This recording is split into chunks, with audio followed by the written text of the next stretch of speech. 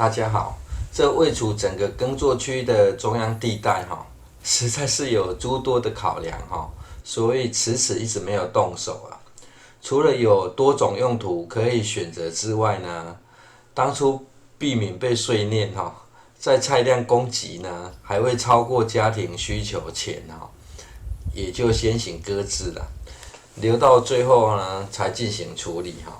在此先分享一下个人觉得可多用途使用的方法啦。因为这外围已经有环绕水池啦，如果往下略微挖深呢，就可以靠毛细现象呢自动进水了啦，很容易就可以做免动力的简易水耕池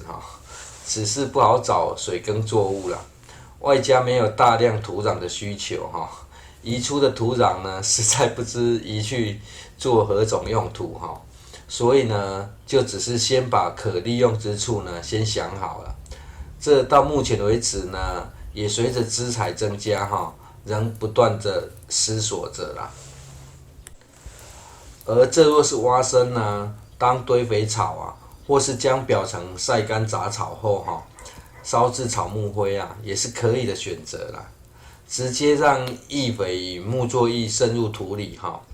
间接扩散到环绕水池取水浇水时呢，木作液据说还可以防治线虫与青枯病，就可以省去收集木作液的麻烦与设施安排反正这区肯定是实验游乐区为主就是而中央环绕水池做好之后呢，也顺利用了水管虹吸进水虽然只是一般常见的水管但积少成多的持续进水量呢，不用一个晚上就可以把水池填满，来进行缓速蔓延了。虽然用水瓢取水浇水已经是很方便了，但能偷懒还是要偷懒一下但要偷懒也要有偷懒本事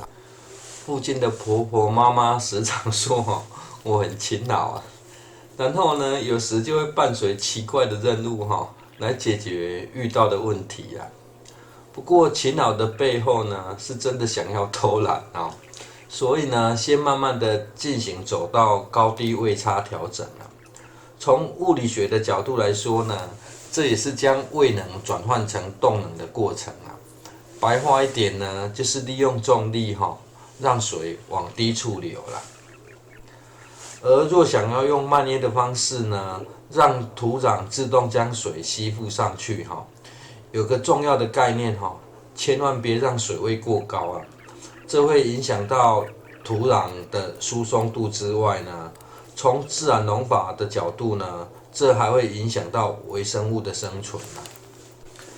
如果你也是想使用不施肥的方式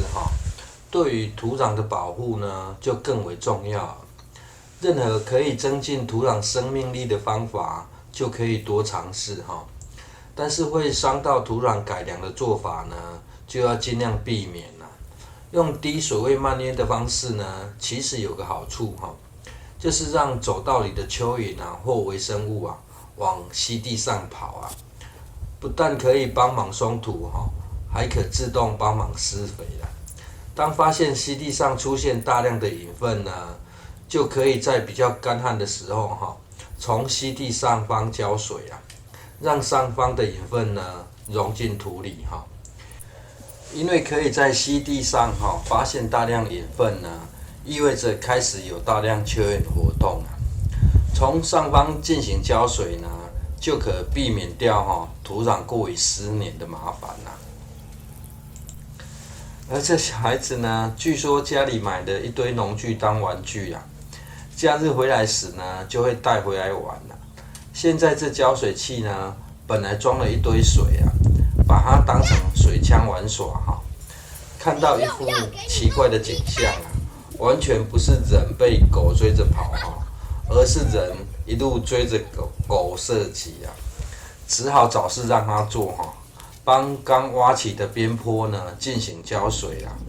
反向让边坡湿黏来避免边坡崩落了。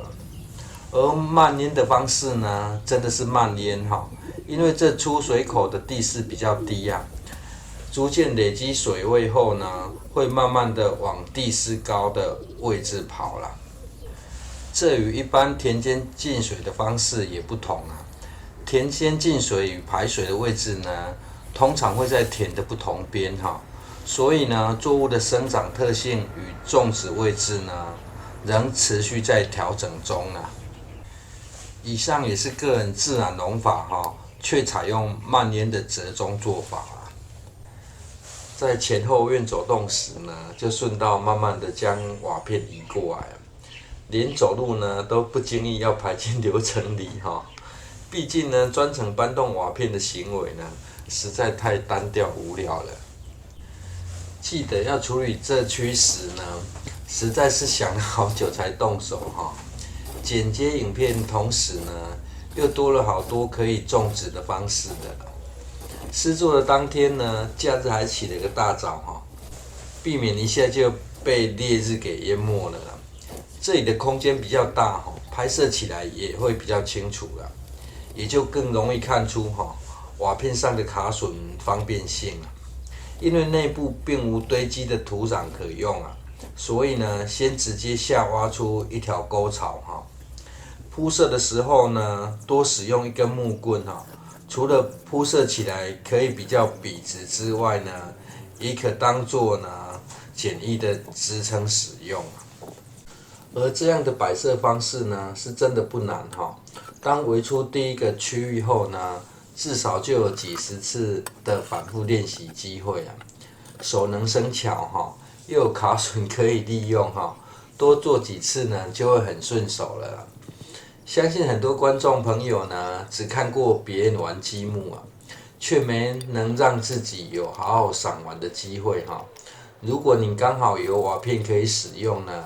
这样不但像是在玩积木哈，也是给瓦片一次重生的机会啦。不然这些瓦片呢，如果不是用在屋顶上哈，要派上用场的机会呢，还真的是不多啦。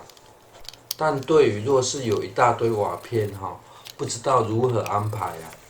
一层一层堆叠整齐哈，也是可以围出一个种植区啊。只是呢，这样会比较占空间而已啊。后院的七里香篱笆呢，就是顺道用瓦片堆叠出的种植区哈。但土壤呢，不需要填到跟瓦片一样高啦。当需要使用的时候呢，就可以抽几片出来使用了。倒是不一定得将瓦片立起来哈，这样也方便收拾啦，还更为美观啦。本来一直没有动手的另外一个原因哈，也是在等待这些保利龙箱内的作物收割完之后呢，顺道将内部的土呢清掉了。结果一没注意呢，就又被种下去了哈。只好在瓦片围好之后呢，又改变了内部的用途哈，让规划回到原点啦。先当起堆肥草使用哈，将中间的位置上的土呢，先挖往一旁哈，中间的位置呢，就开始堆放起杂草了。刚好也可以先解决哈，这个宽度过宽呢，种植之后不方便踩进去的困扰了。有句话是说哈，不听老人言呢，吃亏在眼前哈。但听了老人言之后呢，噩梦就来了哈。因为采用的是不同的种植方式啊，自然农法哈，把本来需要覆网的十字花科呢，直接种在内部哈。下场当然是下片影片再进行分享惨状。谢谢收看。